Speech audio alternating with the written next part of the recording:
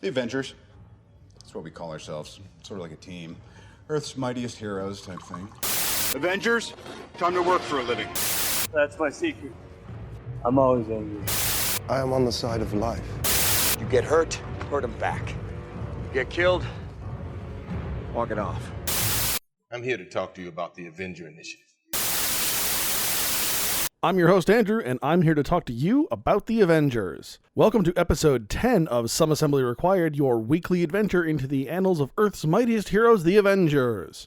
This week we are talking about Avengers number 9 and the coming of the Wonder Man. This issue comes to us in October of 1964. It's written by Stan Lee, pencils by Don Heck, who is a newcomer to our book, inks by Dick Ayers, and letters by Art Simic. So as I've mentioned, I'm kind of excited about this issue because this is Don Heck's first appearance. And I will admit that I was slightly kind of incorrect when I said that we're not going to see Jack Kirby on the Avengers again. If you look a little bit further into the future, Kirby is going to come back for issues 14, 15, and 16, but instead of doing the pencils, he's just going to be doing the layouts. And when we get to those issues, I'll talk more about exactly what Jack's responsibilities are when it comes to layouts, but know that it'll still be Don Heck's art with Jack Kirby layouts. So I think without further ado, let's go ahead and get into this week's issue. Starting with the cover here, I like the cover. I have to say I don't like the fact that Wasp is so small on the cover, and I'm somewhat disturbed by the massive size of Giant Man's head. And I don't mean like it's bigger than everyone else's, even though it is bigger than everyone else's. It's the fact that it's kind of not proportional. Like, he looks like one of those superheroes that's got, the oversized brain. His head is just, it looks physically swollen up top. It's just not quite right. And unfortunately, in certain places, that's actually going to be kind of emblematic of the art in this issue. Outside of our cover, we had a really great opening splash page of Captain America leading the fight against Baron Zemo, only it turns out Cap is seeing things. As Thor reminds Cap, the Masters of Evil are stuck in a space warp that can lead to a different city or a different universe, which is basically the exact same line that Thor delivered in the end of issue 7.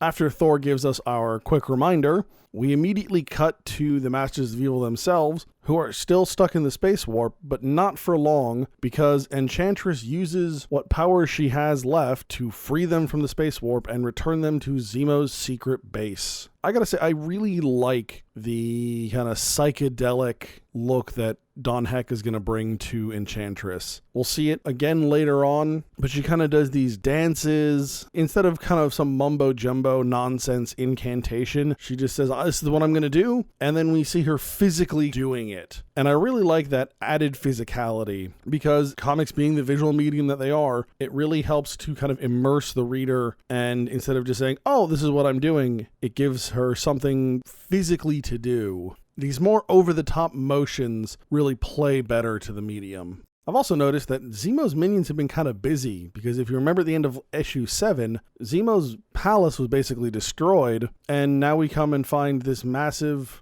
stone structure that is now Zemo's base with a bunch of technology in it. So, his guys have been busy while he's gone. I guess it's kind of a perk for having your own empire. They just, you can leave them with instructions. Okay, guys, this is what we're going to do. Here's the new blueprints. Here's all the new equipment. When I get home, it better be together. We also start to see some friction beginning between our Masters of Evil. Enchantress has to remind Executioner that they still have a use for Zemo because they're new to Midgar and to Earth, and they need someone who's more acquainted with how things work there. Meanwhile, Zemo is really offended that this is all they think of him as being good for. Right? Zemo's a super scientist. He was a high-ranking Nazi. Zemo thinks of himself as very important, and he demands to be treated as such. And of course, because he's had a little bit of free time stuck in the space warp, Zemo has a new plan. And I like the fact that this takes a couple of weeks, it says. It's not just instant gratification. It makes it feel like Zemo's not just winging it. He has a plan, and he needs the right time, the right people involved in order to make this work, and he's got to go look for them. Zemo is able to find the right person in Mr. Simon Williams. So Mr. Williams is, once again, another businessman and a somewhat rival of Tony Stark. Unfortunately for Williams, Stark's inventions basically made his company worthless. So in order to keep himself from bankruptcy, Williams embezzled money from his company and was caught. Not specifically by Iron Man or Tony Stark, but just caught in general. But of course, because of Stark's patents, Williams blames Stark for his downfall and for the crimes he committed. So Enchantress goes, bails out Mr. Williams, and offers him a chance of a lifetime. And they proceed to take him to South America to, as we'll see, Zemo's laboratory. However, before that, we'll get a brief discussion of what the Avengers are up to. Iron Man is once again off working on some Stark invention. Cap is brooding, pining really, for Bucky. Wasp is bored while Ant-Man works. And Thor turns back into Donald Blake, and he says, "I'd better return to my office quickly. There may be patients waiting."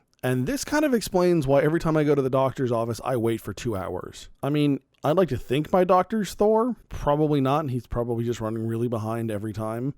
But a man can dream. And so far, of the characters we've seen Don Heck draw, I have to say that Iron Man is probably my favorite that he's done. And I mean, we're only a couple pages in here, but he adds a little bit more of a suit look to Iron Man. So when we went from, the Gold Avenger to the Mark II armor, I always kind of felt like it looked more like it was a tights and a mask kind of costume for Iron Man. And certainly there is still some of that, but I think the chest piece and the gloves and whatnot of Iron Man now really make it look more like a suit of armor as opposed to just something he kind of slipped on. On the opposite side of that, we have the fact that most of the women that Don Heck is portraying are not quite proportional. Really what it amounts to is they're just impossibly thin. Exceptionally small waist to the point where in certain cases it does not look right. Wasp's isn't bad. Enchantress will be worse later in this issue. And down the road, Scarlet Witch has some really questionable looks from Don Heck. Getting back to the story, we find Zemo and the rest of the Masters back in South America, and Simon Williams is laid out on a table under some kind of device, and he is undergoing Zemo's experiment to make him into a superhero, or realistically in this case, supervillain, but he's giving Williams a rather impressive set of powers. There's a little bit of disconnect here between what we see in the art and what we read in the dialogue. Executioner talks about seeing Williams grow larger, and I don't really see that as what he's looking at. It's much more, honestly, it looks like he's rapidly aging, almost like Zemo is taking him to the brink of death and bringing him back, rebuilding him. But of course, shortly, Zemo has completed his experimentation, Williams is still alive, and we actually demonstrate some of his abilities. Enchantress specifically mentions his invincibility, and I don't know if this is meant as a demonstration in this scene, or if this is just some further part of Zemo's device of the transformation, but he's got a device strapped to Williams' chest that looks like it has 5 circular saw blades on it, like he's using that to verify he's invincible. I don't know, that just seems like a somewhat questionable way to verify something like that. 5 circular saw blades on someone's chest, that would do some damage. I figured you want to check invincibility on like an arm or like a foot or like even like a finger, start small and build your way up, really. Of course, like I mentioned before, there's some friction going on between the Masters of Evil, so Executioner doesn't fully believe Zemo when he says Williams is invulnerable. So he pulls out a pistol and attempts to shoot Williams. Now, to me, this doesn't make a whole lot of sense. 1, where did Executioner get the pistol? And 2, it doesn't really seem like an Executioner kind of thing to use. He's an Asgardian. Why would he use a really basic Earth weapon? I realize he doesn't have his ceremonial axe anymore, but I feel like he should use something other than a common criminal type of revolver. So up until this point, Simon Williams has been in his underwear, and before he proceeds with the tests, he asks Zemo, "Hey, can I have some clothes, please? Because, clothing." But Zemo says, "I've already provided for that. But you shall not wear ordinary vestments. You shall be garbed in a costume." Like, Zemo is super excited to give him this costume. And at this point, he dubs Williams Wonder Man. Williams is kind of perplexed. He says, "But why the costume? Why the corny name?" And of course, at this point, Zemo reveals his master plan, which is that he will infiltrate Wonder Man into the Avengers in order to destroy them. But before Wonder Man can infiltrate the Avengers, he obviously has to demonstrate that he can fight and be one of the Avengers. So we get a really great page of Wonder Man showing off his new powers. It's only 4 panels, and I really like that fact because we're not spending a whole lot of time doing a giant powers montage. We hit the necessary material, and then we move forward. And in fact, the last panel is probably one of my favorites, certainly of this issue. And we see Wonder Man fighting the Executioner. And we actually get 3 parts of the same fight within the panel. I love it because it's got a great sense of motion, and it's a really interesting way to show what's going on. Normally, this would be 3 separate panels, but instead we get one combined panel, and it allows the reader to just flow through the panel and still have a good understanding of what just happened.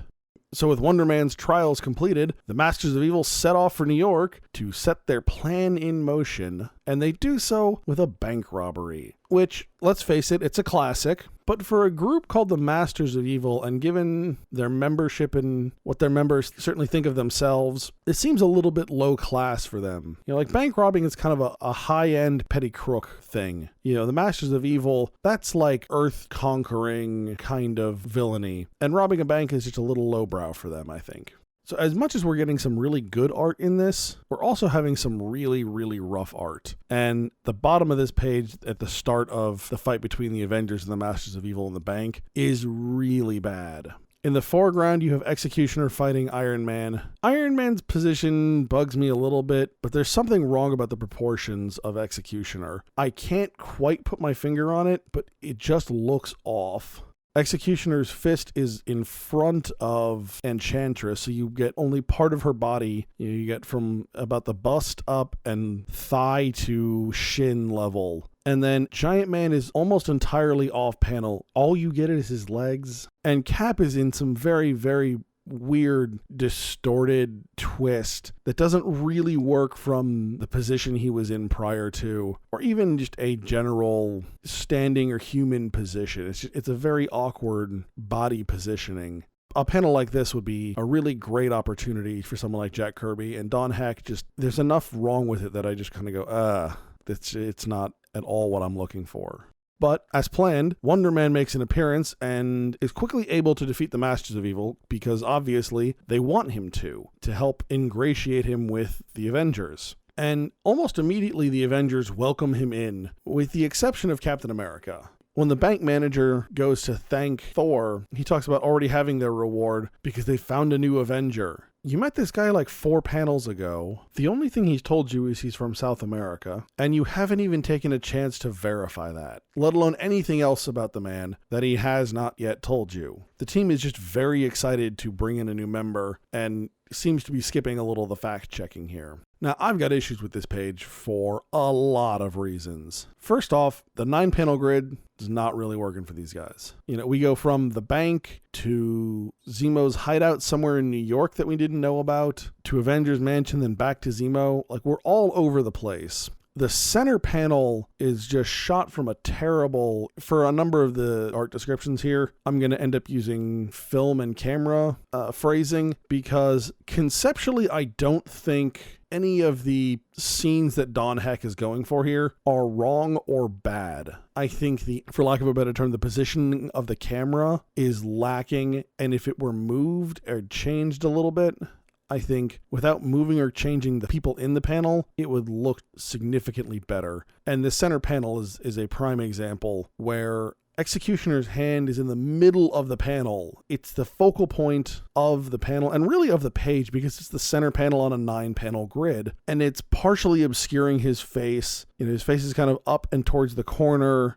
I would much rather see Executioner's face towards the center of the panel, bring his hand lower. You're cutting off a significant portion of his face and head. Instead, cut off part of his hand. I don't need to see his hand. And, you know, it's a really well-drawn hand. It looks great. But I just don't have any good reason to care about his hand while he's talking. It's a talking head panel when part of the talking head is cut off. It's also rough from a storytelling perspective. We're jumping all over the place. We have Zemo and Executioner reacting to something that they're watching, but we haven't established the fact that they're watching the Avengers until the last panel. It's a fairly safe assumption that's what they're doing, but they're reacting to something like we already know exactly what they're doing, and we don't. Now, like I mentioned, most of the Avengers are really happy to have Wonder Man join the team, but because Wonder Man mentioned that he was experimented on by Zemo, Cap trusts him even less than he did to start. And it takes a spell by Enchantress, and again we get this nice fluid kind of dance look motion while she's casting her spell, but it takes a spell by Enchantress to convince Cap that Wonder Man is actually on their side. And as many problems as I had with the page prior, I absolutely love the bottom of this page.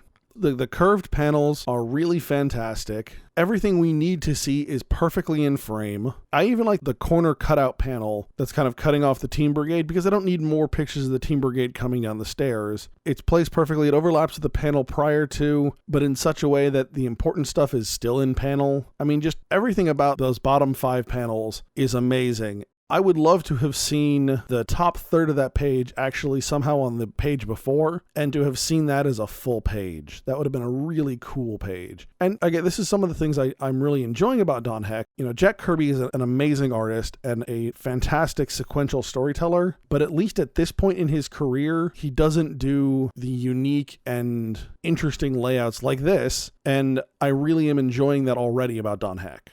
Now, at this point, we get a little bit of a jump in the story, and we're now a couple days in the future. Wonder Man has returned to Zemo's hideout in South America, and he's brought Wasp along with him for reasons that aren't really explained, and Zemo takes her captive. At this point, Wonder Man gets on the radio, contacts the Avengers, and pretends like he has been recaptured by Zemo, when, of course, at this point we know he is still in Zemo's employ, and implores the Avengers to come save himself and save Wasp. And so, as quickly as possible, the Avengers do.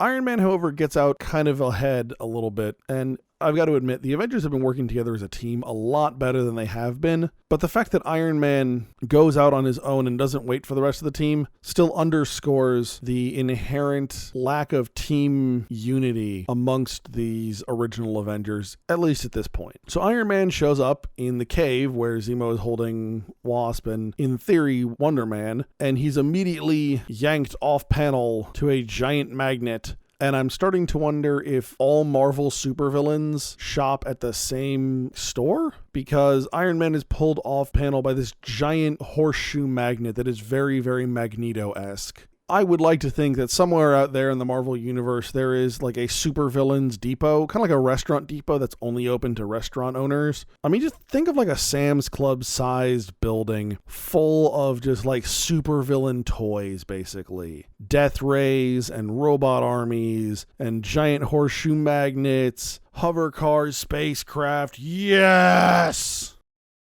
For those of you who don't know me, I may or may not have supervillain leanings. I'm sorry you had to hear that.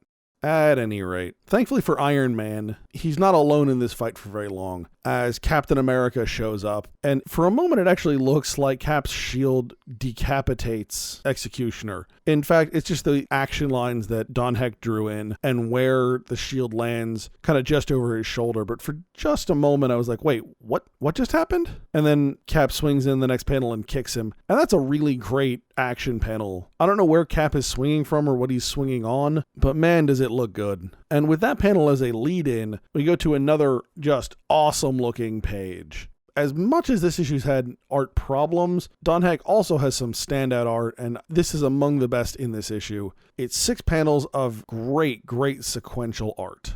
Thor shows up, he gets punched, thrown down into a pit, Wonder Man pushes a boulder over it. As we find out, obviously, this is the point at which Wonder Man turns quote-unquote traitor, and then Wonder Man is seized by Giant Man, and he immediately turns on Giant Man with some amazing acrobatics. If we could have an entire comic like this, I'd be in heaven. This is just amazing, amazing art. Unfortunately, once again, Stan Lee's the writer, so we're a little on the verbose side, and we've got some narration panels that I think somewhat detract from the glory of the art, so to speak. When you get panels like this that are as strong sequentially as this is, you don't need anywhere near this much narration. What I'm actually going to do here, I'll go ahead and read a panel as written, and then read what I think is an acceptable culling of words while still maintaining the same feel. This is the last panel on page 16. I think this is the first time I've ever used a page number reference. For those of you who don't realize that a lot of these Silver Age comics actually have page numbers down in the corner. So this is the bottom of page 16, the last narration box. In a split second, Zemo's human creation proves his worth. Moving with almost incalculable speed, the multi-powered Wonder Man swings towards his larger foe, striking him with the force of a bulldozer. And now my version. Moving with almost incalculable speed, Wonder Man swings towards his foe, striking him with the force of a bulldozer. Now, admittedly, it's not a major change, but it's probably, I'm ballparking here, about 5 lines worth of text. That's 5 more lines worth of space for me to enjoy the art. And in a case like this, I will take those 5 lines worth of space, even if it's of Giant Man's leg.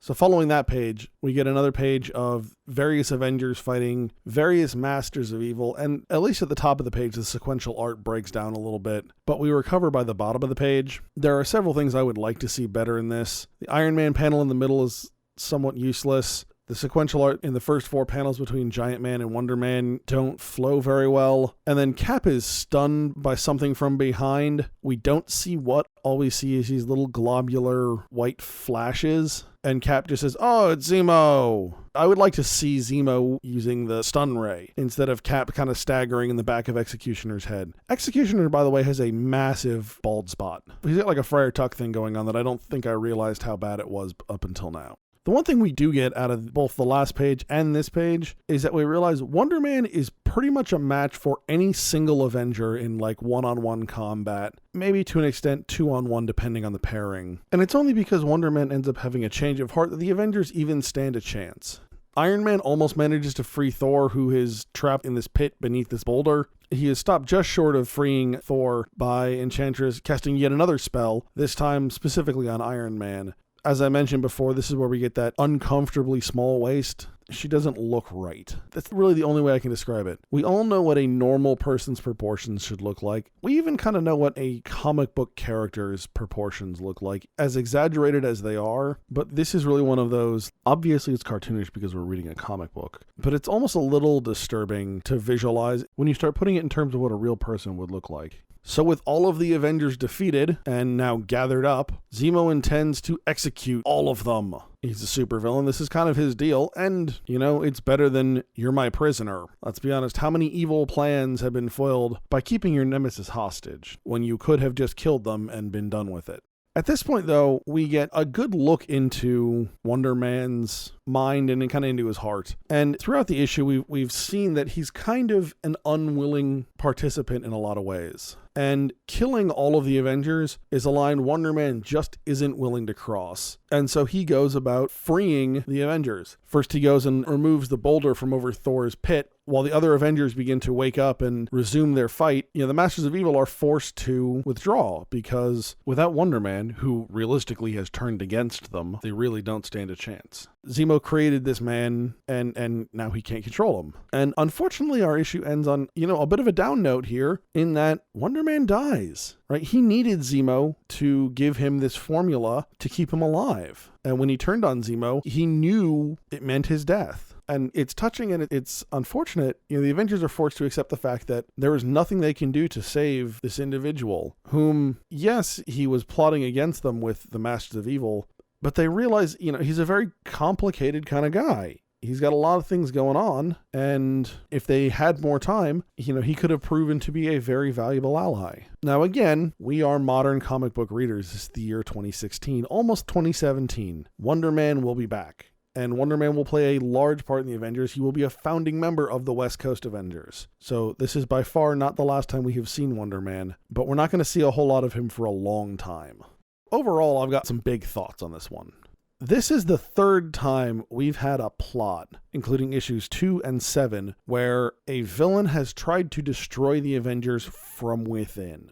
To me, this really says something about the outward unity and strength that the team projects, that they are consistently attacked in this manner. Most of the villains, they try once to just straight up take on the Avengers from outside. When that doesn't work, a lot of times it's moving into taking them on from the inside. This is the second time the Masters of Evil alone have tried it. Obviously, issue number 2 was the Space Phantom and was able to morph himself into each of the various Avengers and cause the team to fight amongst itself.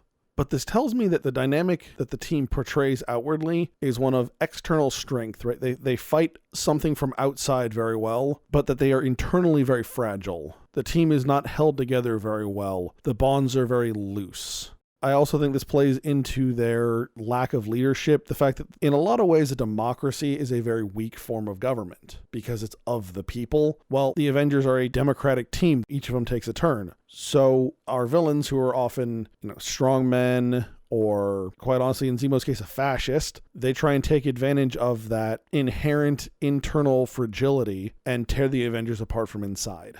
We also get something really kind of interesting in Wonder Man, and that Wonder Man makes a fairly legitimate Faustian bargain. Wonder Man accepts these amazing powers that Zemo bestows on him. Zemo is a fair approximation for the stand-in of the devil. Wonder Man is not, quite the learned scholar that Faust is, but he takes these powers on, and there is a price to be paid for them. In Faust, it's his soul. And in Williams, in part, it kind of is his soul, but it's his life, right? And he doesn't even realize it at the time. Faust, at least, it's an upfront deal. Here's your powers. This is how long they last. This is what I get in the end. Williams doesn't even know he only has a week to live until after he's gotten the power set. It's this deal with the devil, right? Zemo is this terrible villain, and he offers Williams something that Williams desperately wants and needs, both as a way to get back at Tony Stark through Iron Man, but also the power that Williams has lost in the loss of his business and the loss of his respect and the fact that he is now a criminal. And it really just plays up how much of a complicated kind of person Williams is. We also see that with Williams' unwillingness to kill. There is a line in Williams' head that he doesn't want to cross. And I honestly think it's because he's a good person inside. He's just made a lot of bad choices, right? He's not Zemo. He's not inherently evil. Executioner, to an extent, is inherently evil. Certainly in the Silver Age, the Executioner is inherently evil, and so is Enchantress. Executioner will get much more nuanced in the future and far more interesting, I think. But they are villains for the sake of being villains. Williams is a villain because of a situation he finds himself in and bad choices he has made. It's the same thing with his business. He was trying to do the right thing. The business went under because of Tony Stark, and he made a bad choice. To keep himself out of bankruptcy, he took money from the company. Do I think he's a horrible, malicious person for doing so? No. Did he make a bad choice? Absolutely.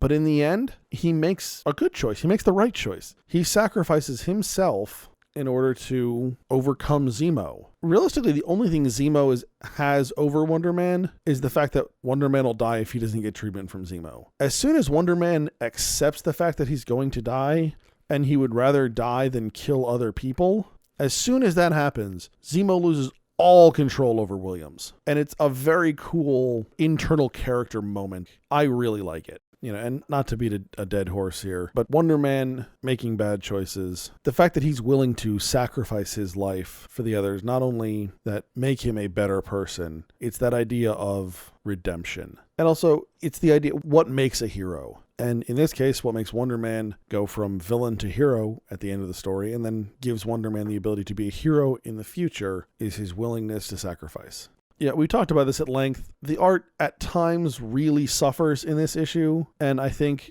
what it suffers from most is the layouts. The art itself isn't bad, but the panel breakdown in some places, the sequential art, and the camera angle are off. I mean, there are certain scenes I would love to see. If you just move the point of view, the perspective just a little bit, it would just enhance that panel so much more and enhance the overall quality of the book. There are a lot of great panels in this book, and it's really making me look forward to more of Don Heck's art. Right now we have Don Heck working in the Jack Kirby style, the Marvel House style, but the further away we get from Jack Kirby and the more of Don Heck's own style we see bleed through, I'm looking forward to that point. And again, it is nothing against Jack Kirby. I have come to have a great respect for Jack Kirby's art. But again, one of the really cool things about comics is you can change the artist and change the entire feel and tone of a book. So getting a new artist is not a bad thing. And it's, I think, in general, something to look forward to. There will be exceptions. The 90s are most of those, not going to lie. But comics are a continuously changing and evolving medium. And especially in something like superhero stories that don't actually really ever end.